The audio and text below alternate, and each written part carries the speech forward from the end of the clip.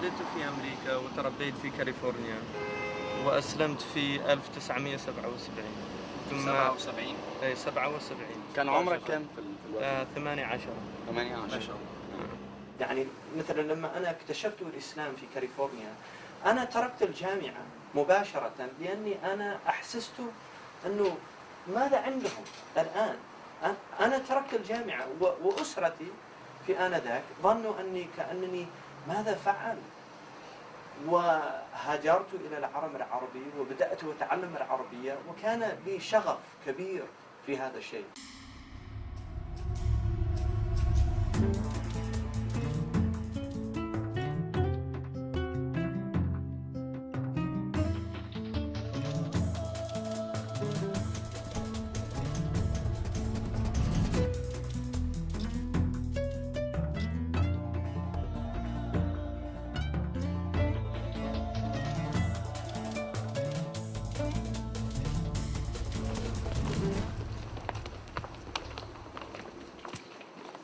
I believe that source does communicate to us, and I believe it communicates to us in two ways. One is the way you're talking about. I believe that those thoughts that you have, even though you might not attribute them to that source, those thoughts of, I don't want to harm another person, I actually believe that you were created with those thoughts, that those are, in essence, what in a more poetic language we would call angelic thoughts. But I also think there's demonic thoughts of people that have thoughts that tell them, take what you want. You know, who cares about that person? And some of them even do that and, within themselves. And see their faith as a source for those.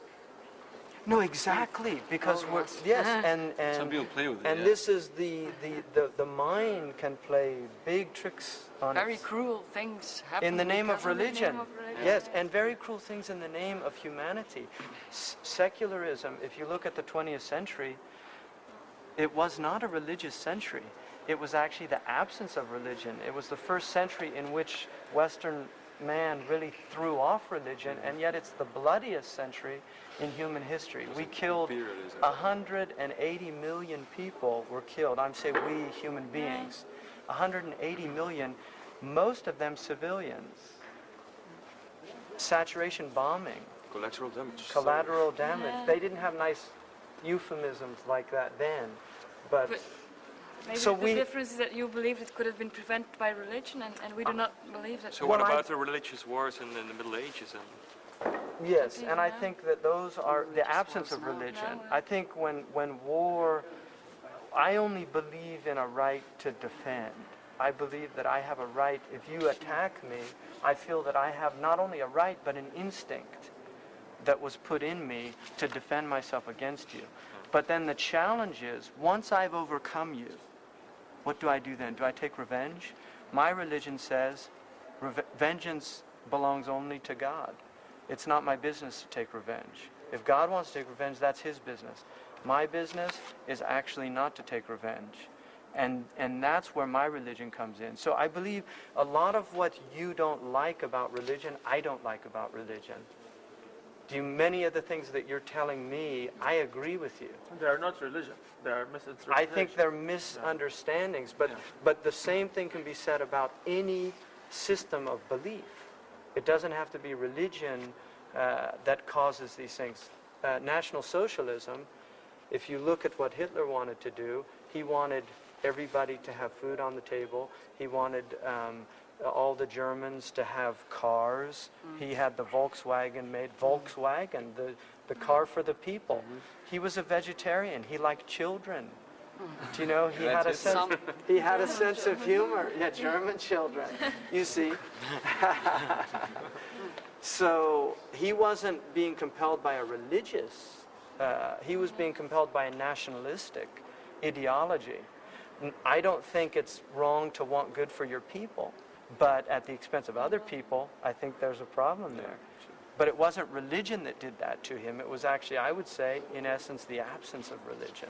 بالذات لو بتقولهم على هتلر انه هذا ما هو دين، لكن هو ضر الناس، فمش الدين اللي بيضر، هو الانسان اللي بيضر، whether باسم الدين او باسم غير الدين. باسم غير الدين. ألان وكارولاين الاثنين دول تحديدا والولد اللي كان لابس اسود مثقفين شكلهم مثقفين، طالعين. وهم كمان كانوا مشدودين جدا للحوار لانه حس انه في حاجه هم ممكن يقربوا منها اكتر. يا ريت كنت يعني you give them مثلا your contact or يعني as they need to know more كده. And I think that those feelings that you have, Elaine, those feelings that you have are actually religious feelings. That's how I see them. I mean, But on the other hand, if I were a woman and I went to Islam, I would have difficulties because I would not be allowed the same rights as I have now. I mean, it would be much harder. that's a cultural religion. It's much harder for me. Yeah, that's a cultural religion. I would say that that wasn't true in the Islamic religion. I think that women, what's happened to women in the Muslim world has more to do with the culture of the Muslim world than it does. I mean, I have a wife who's from California. She's a Muslim. She grew up in California. My sister became Muslim. We grew up in a very progressive, liberal, humanistic family. It's difficult for us, I think, to see the difference Would it be between possible? the cultural religion, as you And the real name it, religion and from the real, from God, from Right. Allah. because This is a that's big problem because many Muslims do not they don't separate distinguish. these. No. Absolutely. It's a big That's problem. why. And the impression that we have now is that Islam is getting more radical now More than radical. Yeah. compared to 20 years ago. Yeah, well, the conditions in the Muslim world are also more extreme. The poverty is more, the oppression. Also, if you look at what's happened in just our lifetimes, we watched the Chechen people bombed mercilessly by the Russians. Nobody really did anything. We watched Bosnia happen. All those women that got raped, nobody really did anything. We watched. Palestine. But you don't want revenge from... I agree with you, but humans are humans. Yeah, and no, and but- see, revenge is a very natural instinct in many people. And Yeah, for because me, that's what frightens me, you know, because I have nothing to do with...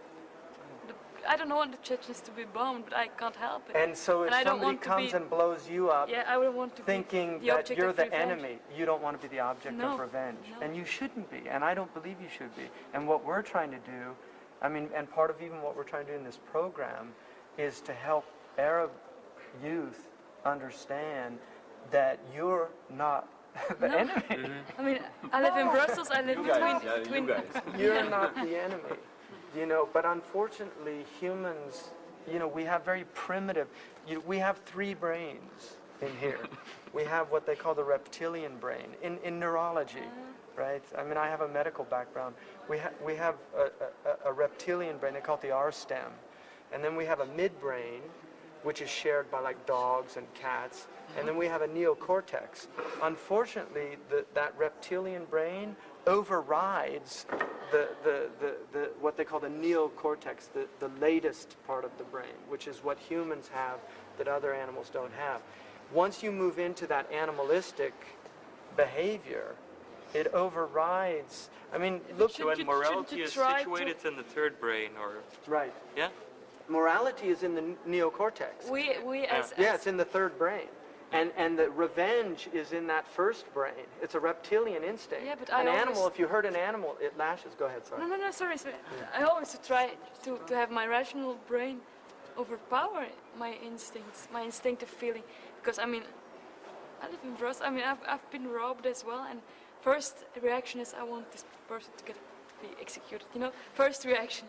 But after... No, that's honesty. Gut feeling. I mean, that is a gut feeling.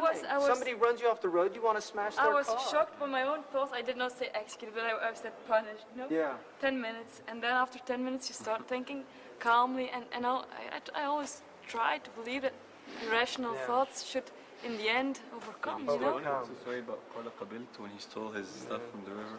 Yeah. You know, We I- have a famous story of a Muslim. His name was Abu Yazid al-Bustami. He was in a hammam, you know, where they go to wash. Yeah. And all his clothes and his money was in a little box. Somebody came and stole it.